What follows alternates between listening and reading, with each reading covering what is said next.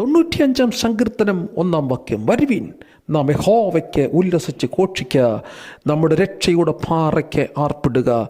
ലോകം കണ്ട, കാലം കണ്ട, ചരിത്രം കണ്ട ഏകരക്ഷകനും ഏകദൈവവും നാം ആരാധിക്കുന്ന ദൈവമാണ്.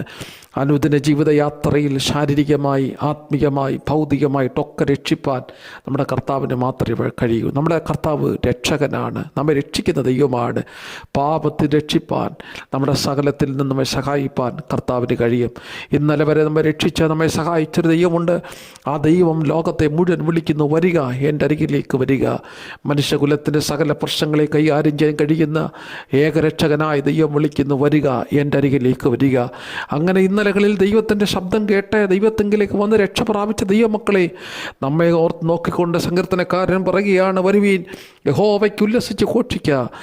നമ്മുടെ ദൈവത്തിന് ആർപ്പിടുക, സ്തോത്രം ചെയ്യുക. ആരാധനയ്ക്കായി കൂടി വരിക, സ്തോത്രത്തിനായി കൂടി വരിക. ദൈവം അനുഗ്രഹിക്കട്ടെ.